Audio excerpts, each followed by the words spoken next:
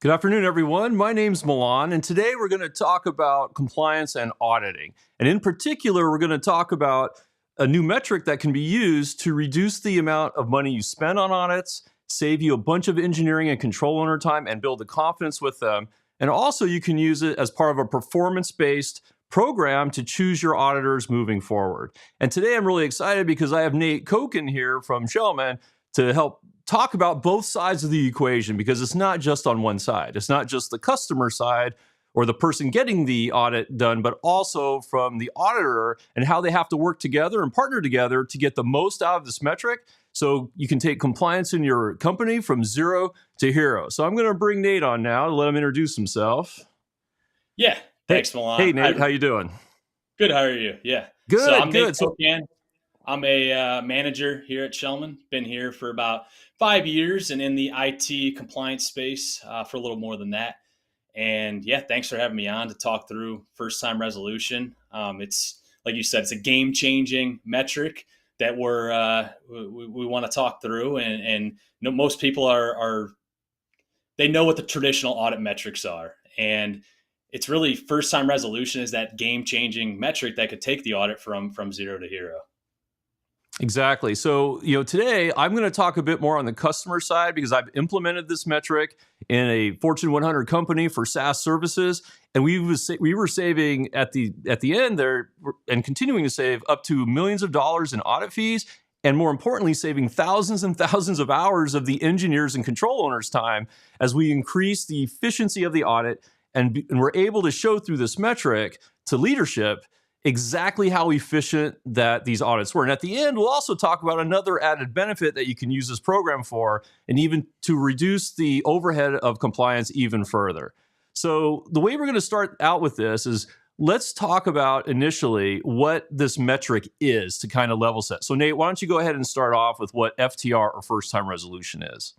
Yeah. So I like to think about first time resolution as take a little step back here, and we track and we use data for decisions in our life, everything from just personal stuff and or on the job. And throughout when an audit happens, the way an audit happens, and most of us are familiar with this, whether it be an internal audit, external audit, is you're going to have some sort of planning that goes on where the external auditor or the internal personnel that are performing the audit, they're going to kick off some sort of documentation request list, right? Where that's to get where we need to be through the audit. We need to collect documentation from you. So as an organization, you then go out and whether it be stakeholders, yourself, your team of engineers, they'll essentially go out and collect that documentation. And we're familiar with traditional, as I was talking through in the intro, traditional audit metrics, which is you track things like, hey, we have 100 requests that we need to obtain from the organization. And hey, 10 of these are open still, 20 are closed. They're in different queues, things like that. So that's a traditional audit. And those are the metrics that most of us are aware about and most of us are aware about tracking. Now, what first time resolution goes, it kind of goes above and beyond that. So it's that data, that metric point that you could actually make decisions off of now. So when we think about first time resolution, it's going through the audit process here, if you will, where we're going to send the information request list or documentation request list to the organization or the auditee, and they're going to collect everything, and then they're going to submit it back to the auditor. From the auditor side, what they'll do is say, hey, this is exactly matches right up to what we want to see, or hey, you're missing this, or there's a blip in the process if there's a little back and forth.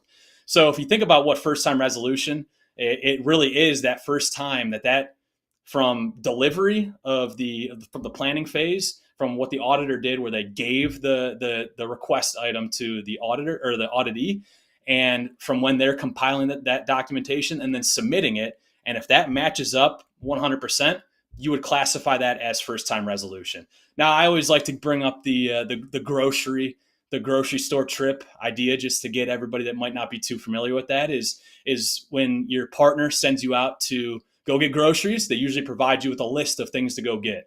Now, if you come home with whole milk instead of 2%, you're going to go right back and you're going to have to go back to the grocery store and come back and get it. So it's similar to how an audit works. So if you have back and forth, that means that you have not achieved that first time resolution on that specific line item. Whereas if you get through and submit the piece that the auditor is looking for, and it gets all the way to submission, auditor accepts it, everything looks good, you would classify that as first time resolution. So Milan, question for you, talking through first time resolution, what would be your ideal number that a client would want to achieve, or in this case, an organization want to achieve if they're going to implement first time resolution out of the gate, out of the start here?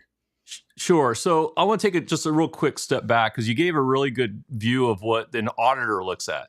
So Yep. I think where traditionally this has been a challenging space is because if you think about that metric, and I think those were what traditionally everybody, like we used to do it years ago when I started in the compliance space when dinosaurs roamed the earth, we did track that. It was, hey, how many pieces of evidence do you have and did we get them just done? But if you think about what's important to customers like myself, it's not the mere number, it's the amount of time that you take in order to collect and get that evidence done. And as we continue to scale audits and the amount of audits we have to go do, the amount of evidence just becomes unwieldy and the weight of it becomes really bad on everyone, particularly the engineers.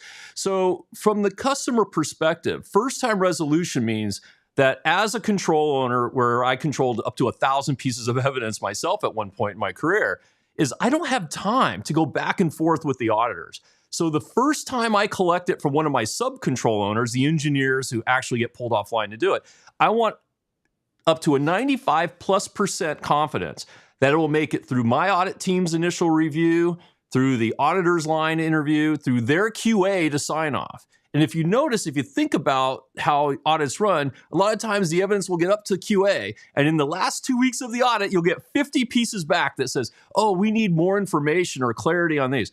Well, if you think about it from myself as a customer perspective, that's more time I have to go pull engineers off. So with first time resolution, what I'm trying to do is eliminate the actual regressions, if you use the code term, for the code, which is evidence requests, which requires a good spec. So for me, 95 plus, of course, I'd love 100%, but there are always nuances. Somebody changes the system. But at 95%, I found that's a good target as a customer to where I can give the predictability to an engineering team to say, look, in these 2 weeks where we need to collect evidence, you can book that sprint for evidence collection if you happen to be a team with a lot of evidence. So don't overdo that with feature work because this is a feature. Like you have to support the compliance feature because our customers need these audit reports and we need to get them done on time, particularly as go on. So to answer your question, again, is 95% is what I targeted. Of course, I'd love it to be higher, but I found at 95%, that's where I could have confidence when I took it to the senior leadership team or to the engineering leaders to say, look, they know that's a good metric, 95%. And if they're only collecting it once, which is the goal, everybody has to collect the evidence once, and we have a really high confidence, it's going to be valuable in terms of time savings. Because I can tell you, when I did this in engineering, we had FTRs when we started tracking it initially with some suppliers, not Schellman.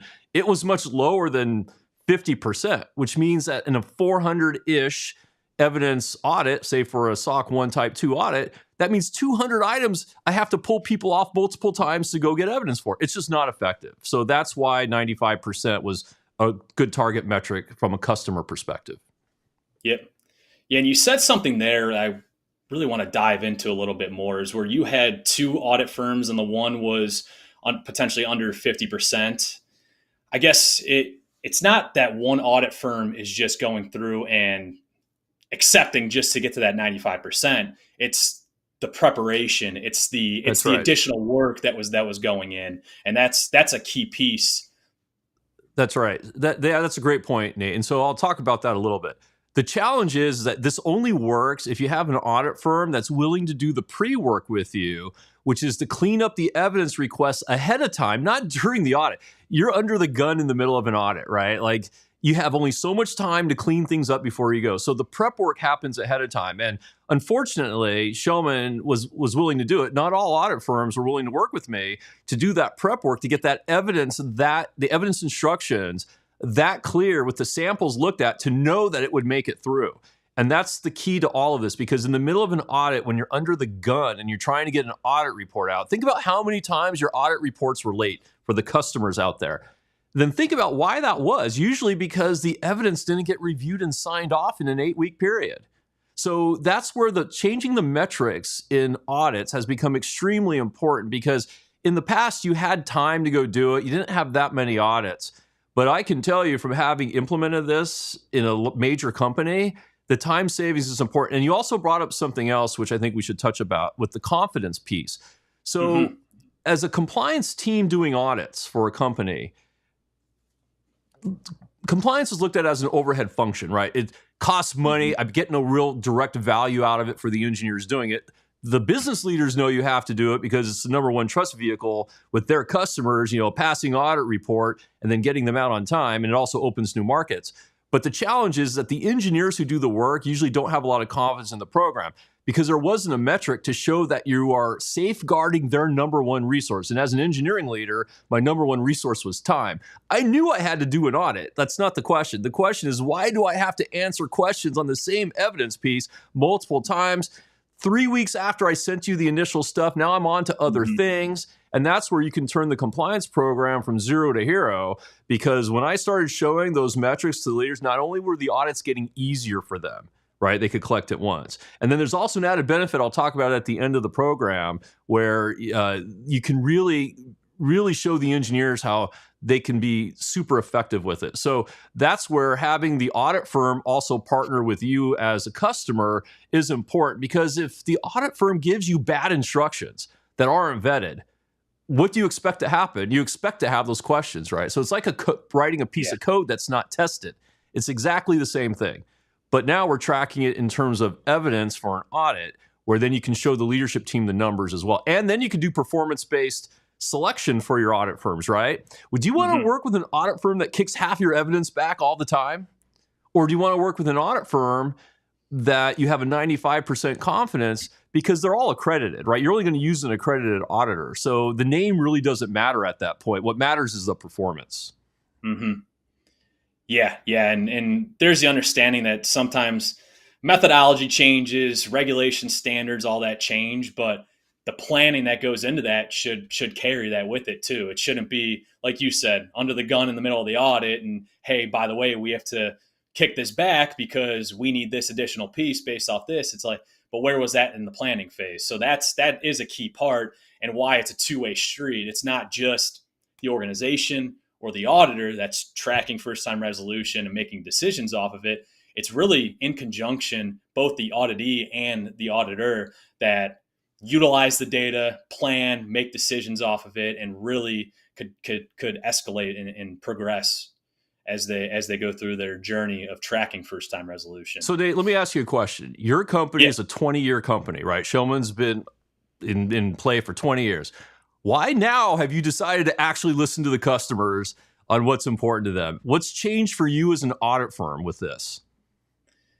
Yeah. I can't speak to the time before me being at Schellman, but what I can say is our leadership is more motivated than they've ever been, and obviously working and seeing first-time resolution in action has really allowed us to now kind of take this and implement it and move it forward. So I will say that is just getting the opportunity to see it in action, and then now being able to utilize it, it has really, I guess, really helped our firm as well, and us.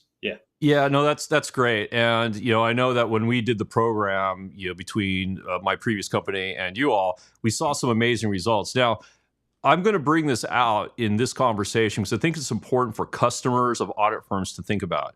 If you think about the traditional funding model for audit firms, what did they charge? I know what they call fixed fee. Some companies like Schellman have fixed fee, but fixed fee is based on a number of hours they expect to go do for an audit, right? Like, fixed fee is only based on what you think your efficiency is and the amount of resources you have to go do the program.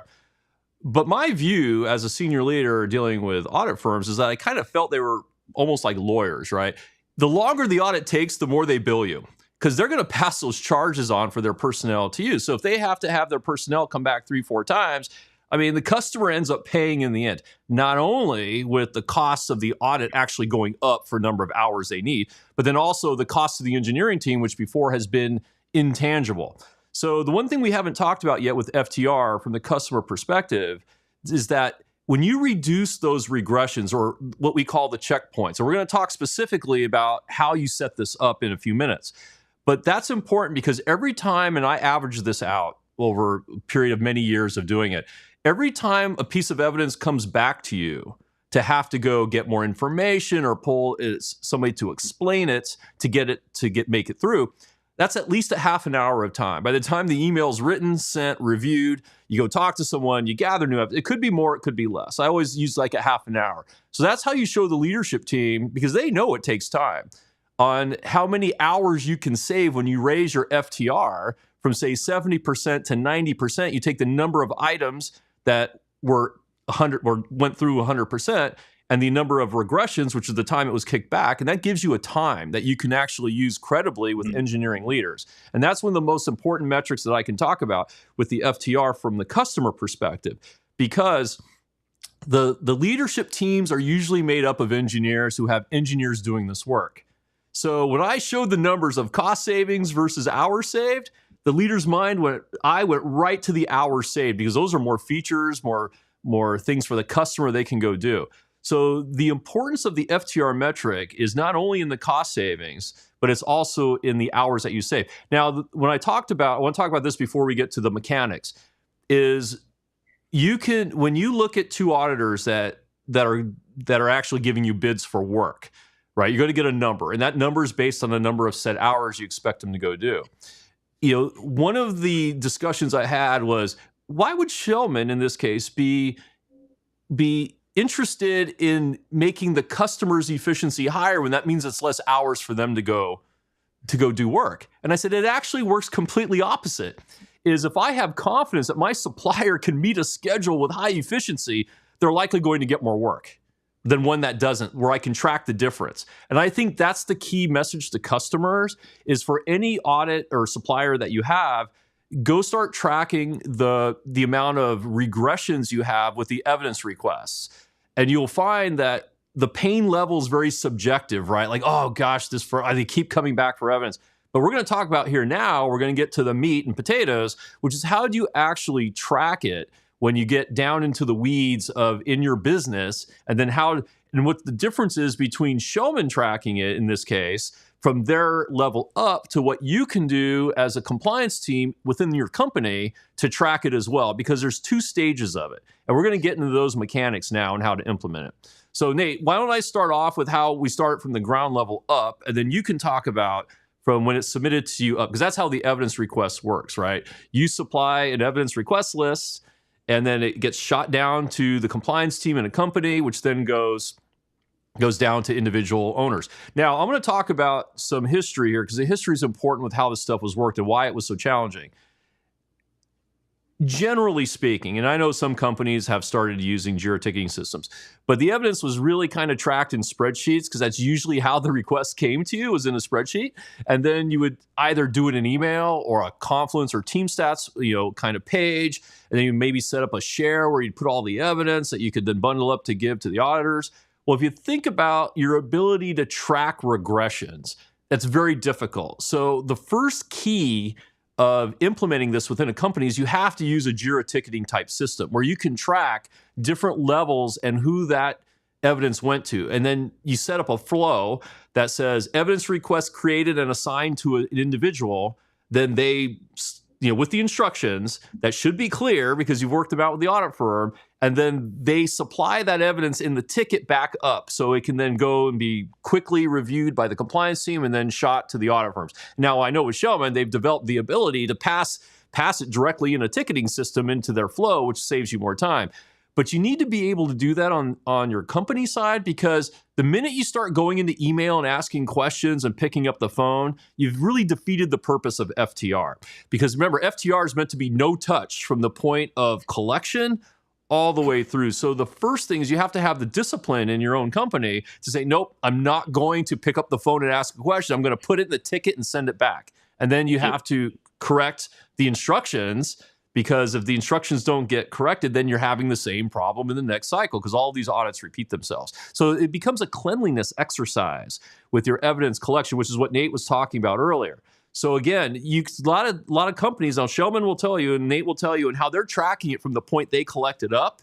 But if you're going back and forth 5 or 6 times before it's clean enough to make it to the audit firm, well, you're kind of defeating the purpose internally. So I actually tracked it in 2 stages. I tracked it from my collection all the way up, and then from the audit, from giving it to the auditor, and then their sign off, because that's how you can tell where the problem lies. If you give it to the auditor and it makes it through, and you had to go back and forth 3 or 4 times on your side, then you have an internal process issue you have to go work out. Mm-hmm. And then if the audit firm gives it back to you, were their instructions bad or was the evidence incomplete? Right? Did it make it through as an incomplete piece of evidence? If the instructions were clear and you gave them what they asked for, then it's still an internal problem that you can go debug and fix it for the next flow. And that's where the discipline of fixing the bugs in the system actually come into play. And I've noticed with a couple of companies I've worked with to kind of consult with them on this, is that they don't really fix the regression systemically. So the next audit cycle, that same bad instruction or that same bad process is in place and you have the same issue.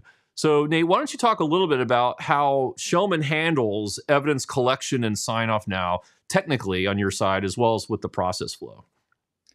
Yeah. So you hit it right there. It's these. It depends what, and a lot of companies and organizations utilize different ways. And I know you talked about spreadsheets. Sometimes those are still utilized to this day. Sometimes it's GRC tools. Sometimes it's own internal tools that organizations use, or Schellman's proprietary tool, Audit Source. And the way a lot of these tools work, and we talked about the traditional audit in the past, where you have the open, closed, requires revision. You have the client question that they might have something. So there's a lot of different buckets that these requests are pulled into.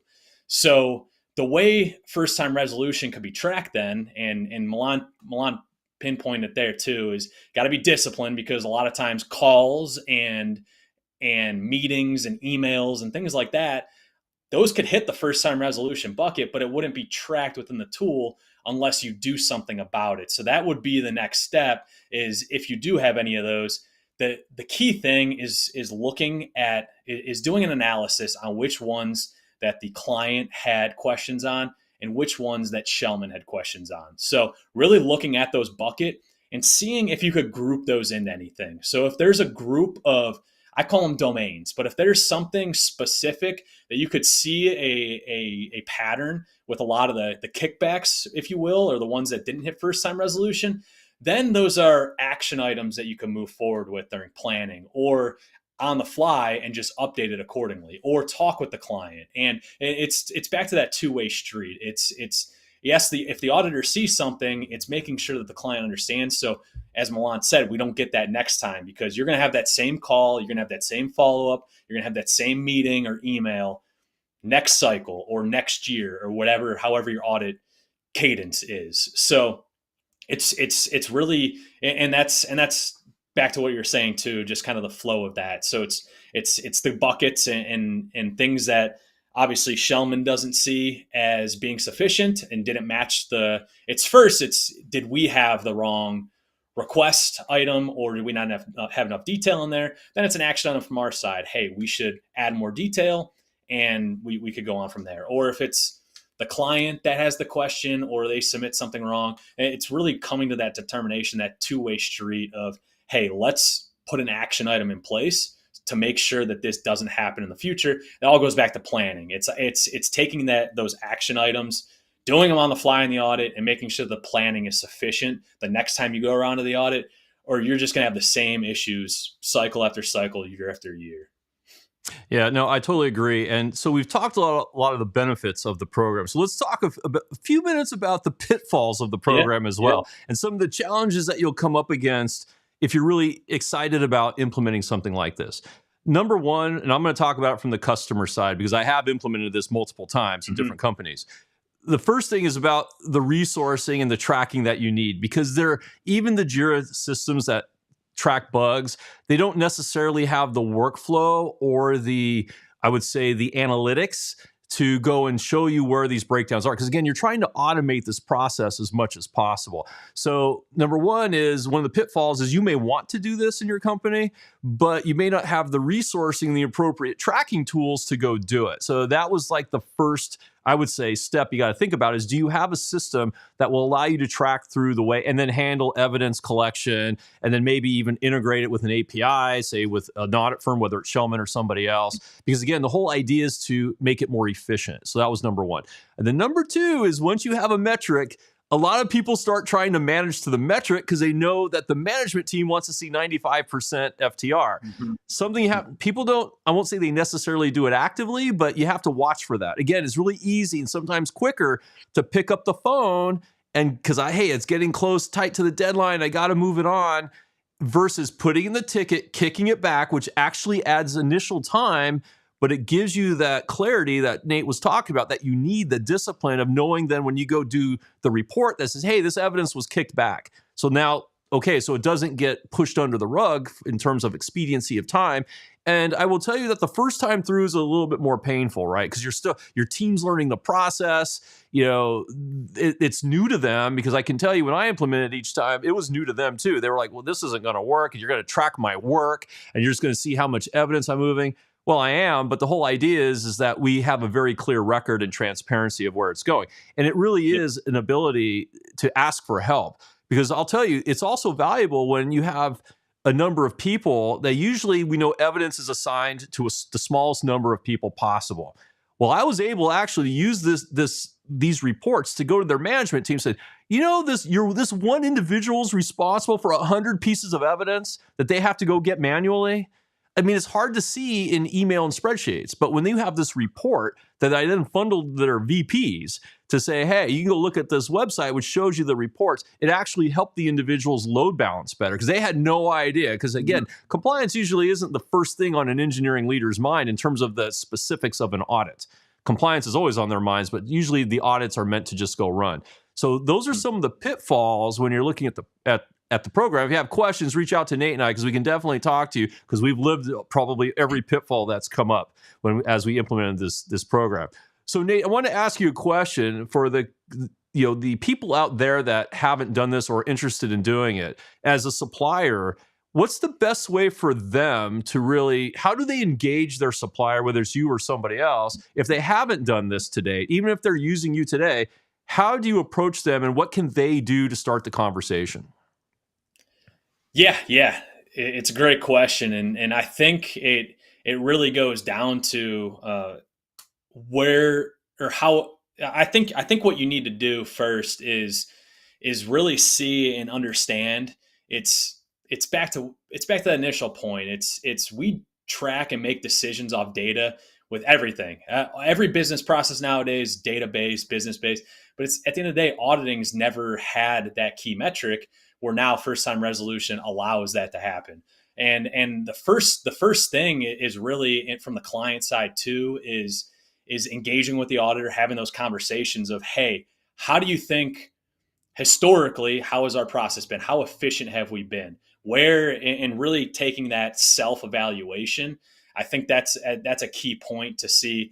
And in organizations that might have been around, they might see, or they may have had a historic relationship with their auditor. They might see, and they might see those trends like, hey, it's really just kind of been the same audit over the past couple of years. If you haven't seen that improvement, then yeah, it's maybe time for that conversation, because we know that metric now is out there. Milan and I wouldn't say we're experts on it, but we're pretty, we know it pretty well. We've used it a few times. Let's put it that way. Used it a few times, yeah. And now getting the blueprint to implement it, even if you just want to do it from your own internal side too, you have the blueprint there, you have the capabilities to do it. It's easier to do it if you have some sort of automated ticketing tool or GRC platform, because from there you could pull out the pieces or the individual line items that did not have the first time resolution. You could write those formulas. You could pull things out in Excel and then write formulas from there. If you do manual tracking, you could do that as well. There's a lot of ways to go about it. Obviously, it's going to take a little bit more time, but you have to know too, as from the client side, when you have these extra hours and these extra time savings and look at your compliance roadmap. If there's stuff that's on there that, hey, we want to pursue this, but we don't have the bodies or the capabilities to do it. If you could cut down 10 hours on an audit because there's a lot less back and forth and it's a lot more efficient, and the auditor and the auditee kind of work their way to get there and increase that first time resolution to 95%, you might have the capabilities now to the way that you can map requests to different frameworks and all that. You may have the capabilities now to pursue that additional compliance objective that's on that roadmap. So back to your original question, I know it's just really taking that self-evaluation and really saying, hey, I think we have the capabilities to, or let's take an internal review with the auditor, with ourselves, and see where we could get to. What's our number at, and what can we get to? We need to get to that 95% number. What do we have to do? And there's a lot of different things you could put in place. You could have training programs put in place where the auditor is essentially walking through in a little more detail to each of the participants that might be control owners or engineers or stakeholders. You could ask the auditor, or you could work and essentially establish maybe like a process or a procedure for each individual control. So it's not just a request list. Now it's a little bit more detailed of a procedure, and you could document that and have that historical thing to look back on and say, hey, to pull this exact evidence that the auditor was asking me to, I went through these 5 steps and the auditor was comfortable with it. So there's a lot of different ways, but I think, the first step really is to take that self-evaluation with the auditor's help and see where you're at right now and put a goal on where you want to get to, because it's definitely an achievable task. If Milan could take 1,000 plus documentation request lists and get those to 95%, I think no matter how large or small your organization is, I think you could. That's definitely an achievable statistic. No, that's great. And I'm going to talk for just a few minutes. Thanks, Nate. On like if you are doing audits and you're not sure where to start, right?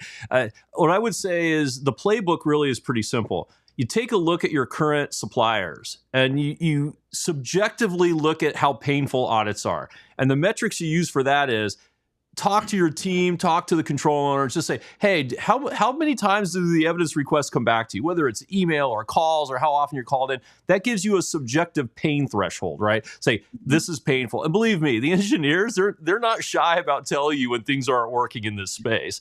Believe me, I know, because I used to complain about it on one side, and then I would hear the complaints on the other side initially. So you start there.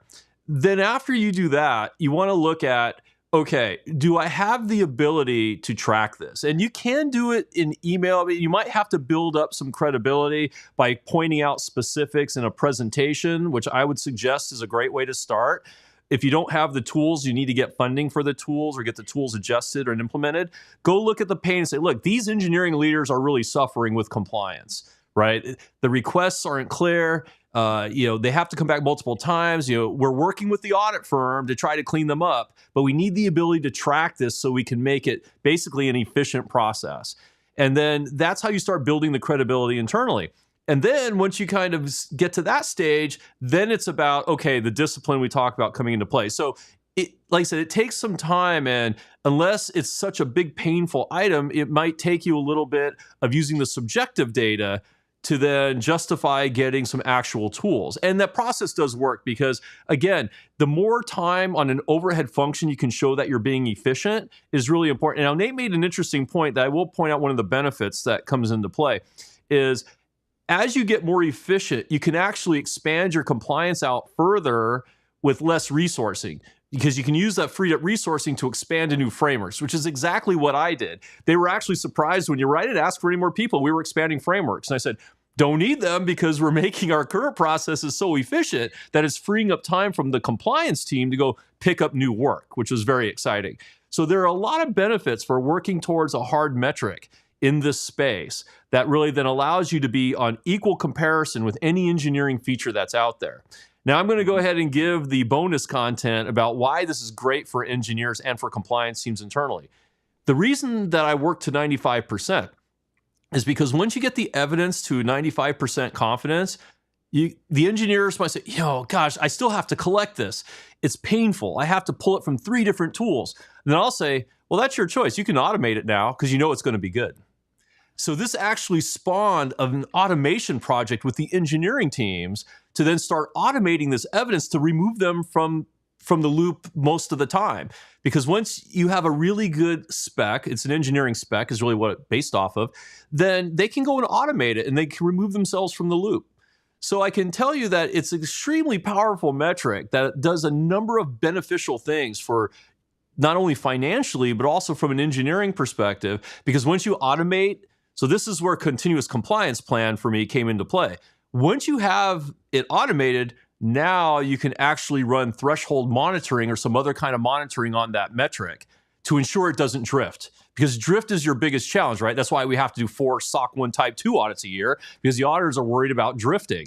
But when you can automate, you can catch a drift immediately, right? You can catch it as soon as it goes out of tolerance. You can file a bug, go fix the issue. So then when you get to the audit, it's continuous compliance. So it's really been a really effective program and metric to allow you to really take your audit firms in terms of cost to actually the next level of continuous compliance, which is really what we were using it for, and just continuing to grow and grow. So there's really been a huge effort around being able to use this metric, not only for cost savings and efficiency savings, but also for continuous compliance, because now these are the things that you're going to get tested on all the time. And a lot of them are security related, actually. So you're going to have a focused view on a security item, say access management, that is going to be continuously tested because you're going to have to test it for an audit anyway. So if anything happens, guess what? If something breaks or somebody changes the config, you're going to catch it immediately. So it's very powerful. So I want to ask Nate, what technology have you implemented on your side, on the Schellman side, to make FTR a more streamlined process for your customers? Yeah, really just our proprietary tool, Audit Source. So it's our documentation request list tool that we utilize with a lot of our customers. And if the customer does not use it, we could go into their tool and leverage their tool and see what their capabilities are there. But I would just say Schellman is really putting the time and effort into expanding our tools and our capabilities to allow things like tracking first time resolution and keep increasing the investment that we have in areas like this, because we know that, hey, when our clients are happy, we're happy as well. So no, that's great. So let's just kind of summarize some of the cost savings that, from the customer perspective that I've experienced and that I know are kind of there. So number one is we talked about the ability to do performance-based supplier management, right? Suppliers with a bad FTR that are unwilling to work with you to improve it is costing you a lot of money, not only in the audit, because they're probably charging you for more hours, but also on the engineering side, where there's the previously untracked hours where the control owners and engineers have to spend on audits. So that's number one. Number two is a big one, is predictability in audits. I can tell you that at one point in my previous engineering role, I had my entire audit period down to 2 weeks of evidence collection, where 95% of it was collected during a 1 sprint cycle.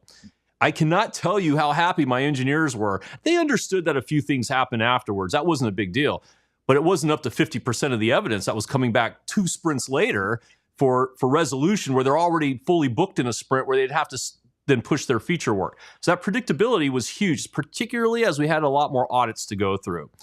And I'll tell you, client satisfaction actually went up as well. I don't know about your firms, but I've worked for firms where the audit reports are out months after the end of the period because they're finalizing the report and you're trying to get it out. But the predictability of getting the audit done went up almost 100%. I think the longest slip we had was maybe a week or two, just because we had like a bunch of fall audits hitting at once, and frankly, the supplier had a hard time putting them all out at once. But that was not an issue with customers, because a week or two is not material. 2 months at the end of the calendar year is material. So that was really high from my customer satisfaction as well. And then the other one really is the goodwill you get with engineering teams and the control owners when you can show them that you're running at a high efficiency state. The one thing I can tell you is that if your compliance team is running with that kind of efficiency you can show on paper, you will get more cycles to do other things from the engineers.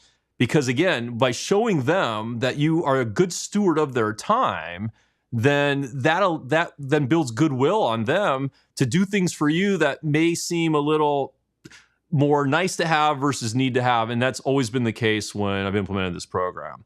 So those are the benefits that I saw on the engineering side and the customer side. So Nate, what sort of pauses have you seen on the from your perspective for the client, or just the client supplier relationship? Yeah, no, it definitely, like you said, it increases and improves. I mean, depending on if the client is, and I know we talked about this a little bit, but there's just different ways. Clients work different ways with, hey, if they're stakeholders, they might assign out those requests, and they go, it might just be the engineer that you're working directly with, or you could have a person in the middle that's essentially doing the collection from the engineer, and then essentially seeing if it's good and then working with the auditor. So either way, depending on who it is, the relationship increases. Obviously, when you have predictability is the big one, and when you have that relationship where you have high FTR or first time resolution with the client or the customer, obviously that's number one. Number two is the time savings and the efficiencies. And it all goes back to that predictability piece. If you give someone the requests and they go out and get it done, and that's historically how they've done it, and there was no changes in things, then yeah, hey, you wrap it up, and that's how it is. And that person goes through, they know now that they when they get these requests, they know, hey, I need 4 days to spend on this, and we're good to go, and that the timeline will keep churning along. So I think the relationship is the big one, because no matter who you're working with, nobody wants to get through an audit, and especially if it's a compliance analyst or a compliance person's job to get to the audit, but obviously back and forths and all that, it's not really factored into the audit, right? You factor in, hey, we need to get from A to B. If you're going from A to S to B, then that's when you have a lot of those back and forths, and that's when people get frustrated because they're saying, hey, we did this last year, or we have this piece, what changed, and why are we at the point where we are now? So relationship being number one. And then number two, well, you see when you start tracking first time resolution and you start providing those metrics to the customer, it's really them saying, they're looking at their resourcing, their time, their projects. They're looking internally at that. And I know we were saying too, it's now let's look at the compliance roadmap. Let's see what else this audit organization has, or let's see what else we could factor in, or maybe this application we could throw in now because we have the capabilities to do so. So I would say definitely relationship at the top of the list. That's great. So with that, I think we're at the end of our outline and the things that we want to talk about. Now, let's be clear. This has been a very high level overview and just summary of what you can do with it. And while we talked about some of the specific steps, if you have any questions, I mean, you please shoot Nate and I a LinkedIn message or something, and we can definitely get back to.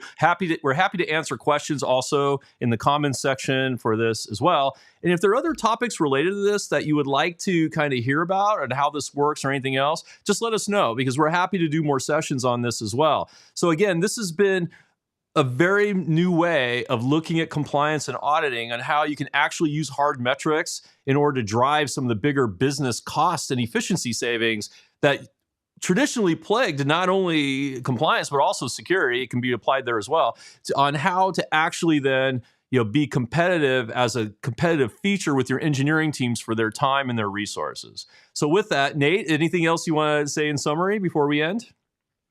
No, I'll just say it really is another way of looking at doing auditing, and it's going from the traditional audit to the next level audit. Really, it's taking those statistics and making the decision based off it. And I will say, logging's great. So hey, we have our first time resolution number. Now what do we do with it? That's the key point. So engaging with your auditor, so if they're tracking it, if you're tracking it, really taking those next steps now, because like all of us in IT, we know, logging's great, but what are we doing now? So that's I think that's the key point, is tracking first time resolution is the next step, but it's the decision that really comes from it. And you'll get the benefits from the decisions that you do make off of tracking first time resolution.